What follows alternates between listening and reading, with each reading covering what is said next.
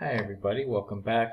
The final concept that we need to talk about in section 16.2 is something called flux integrals.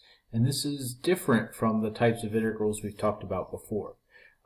So before, when we talked about work, flow, circulation, any line integral so far that we've talked about of a vector field over a curve, it's always been the vector field acting along the curve, meaning that the integral we calculated was f dot t ds, and then we derived some formulas on how to calculate that. A flux integral is a different idea. If we want to compute a flux integral, we're not computing the vector field acting along a curve anymore. We're computing the vector field acting across a curve. So to show you quickly what I mean, workflow and circulation, all the ones we've done before. Here's our curve.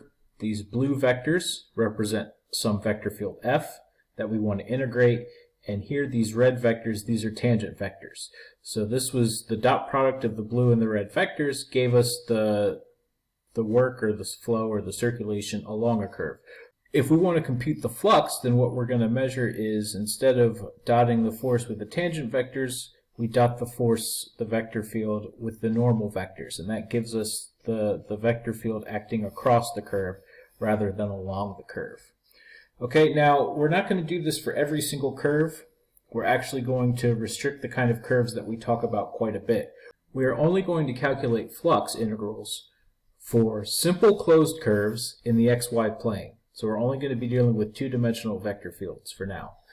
So we know what a closed curve means. We talked about that in the last video. What does it mean to have a simple closed curve? Well, simple curves do not intersect with themselves. So it's a fairly easy concept. If we look at this curve, it's a simple curve because it starts here, it ends there, it doesn't intersect itself anywhere. And it's also open because it starts and stops at different points. If we look at the second curve, that's not simple because it intersects itself at this point here, if we assume that this is flat in the plane. So it's also open because it starts and stops at different points, and it intersects itself here, so it's not simple. Here we have a simple closed curve, so this would be a kind of curve that we're going to compute flux of a vector field across. It starts and stops at the same point, pick any point you want, go around the loop, and it doesn't intersect itself. Whereas here we have another closed curve, right? We can start here, go around, stop here, but this is not simple because at this point it intersects itself. So when we say we're going to calculate a flux integral, there's only one curve out of these four that we're going to talk about, and it would be this one. These three are not eligible for anything we discuss further. Now, I said we're going to use the normal vector here. So if we talk about a curve in the plane, we have a choice of two normal vectors if we want our normal vector to also be in the xy plane. If we don't care if our normal vector is pointing anywhere in space, we have infinitely many. But if I say I want my normal vector to also be in the xy plane, be a vector of two components, we have two choices. We have an outward pointing normal, so pointing out of the curve, and an inward pointing normal, pointing into the curve. Since we have a closed curve, outward and inward make sense. Now we're only going to deal with outward pointing normals, so you don't have to guess when I say we're going to dot with a normal vector. You don't have to guess which one. It's always going to be the outward normal. So with all of that terminology defined, this is a flux integral. We need a smooth, simple closed curve. So we just said what simple and closed are. Just to remind you, smooth means that we have a parameterization which is differentiable and the derivative is never zero. We're going to use an outward pointing normal n, and this curve has to be in the domain of a continuous vector field. Now what that means is that this vector field is continuous, so both P and Q are continuous, and they're defined on the curve. So that for every point on the curve, these functions are defined. That's what it means for the curve to be in the domain of the vector field. Then the flux of the vector field across the curve is the integral over C, the line integral, of f dot n ds. Okay? So that's the definition of a flux integral. That's not how we're going to calculate these things. We're going to derive some kind of formula to figure out how to calculate these. And that's going to be the next page of notes. It's a little abstract.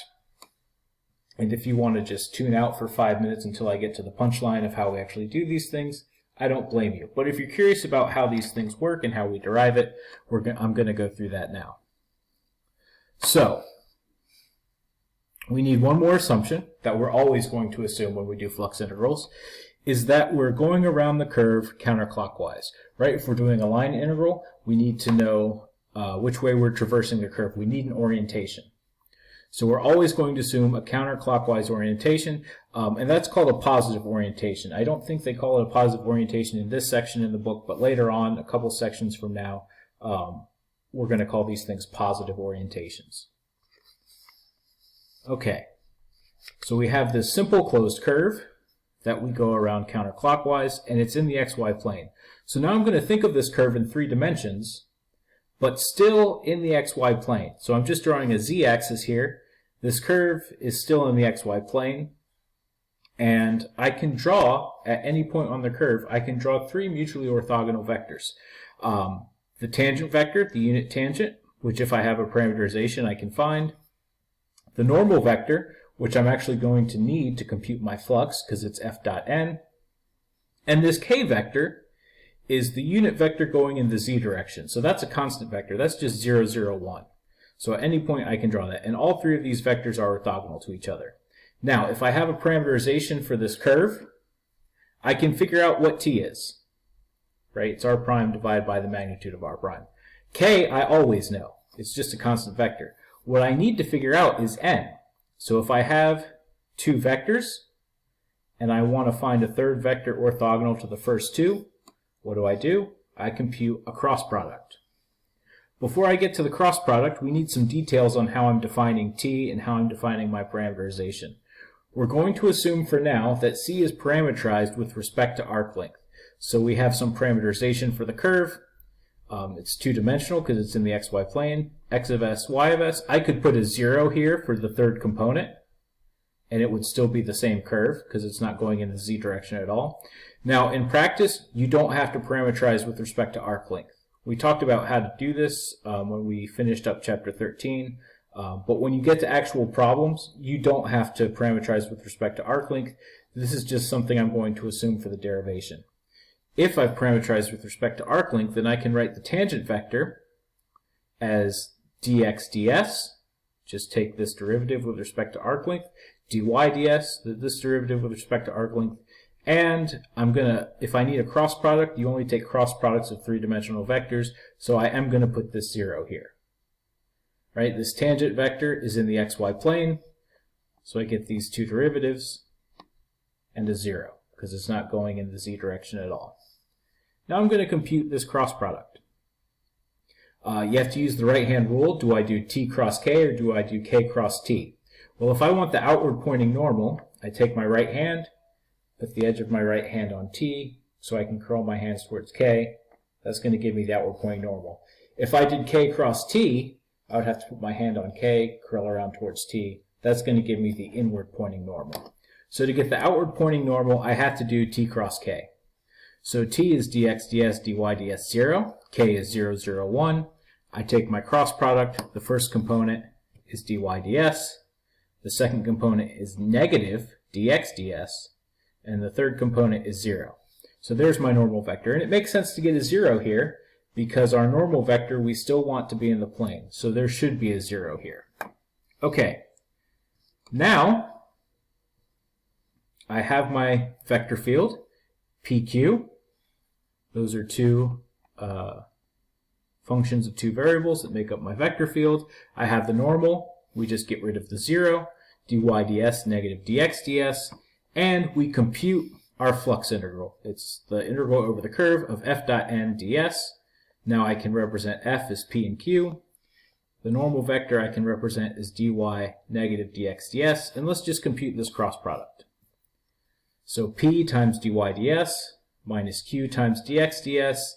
And I'm going to do some formal distribution and cancel out these ds's so that my flux integral is the integral over c, this line integral, of p dy minus q dx. And this is what we're going to compute. Okay? We know we have to evaluate p and q on the curve, and dy is just going to be y prime dt, dx is going to be x prime dt. One bit of notation before we do an example. We're going to be doing these more in the future, of these closed curves with the counterclockwise orientation. There's a special symbol for that. So it's an integral over c, and you'll see this circle with an arrow going in a counterclockwise direction. That always means that you're integrating over a simple closed curve with a counterclockwise orientation or a positive orientation.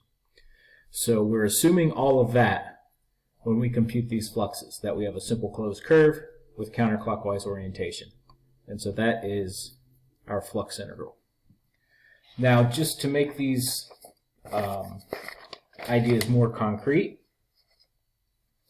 we can assume that we have a parameterization for this curve, say some r of t equal to x of t, y of t. This represents my curve where t goes from a to b, and then I can write out exactly what this this flux integral would be, right?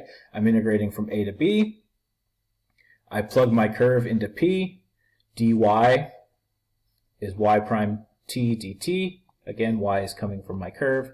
Minus q, evaluate on the curve, and dx is x prime dt, where x comes from the curve.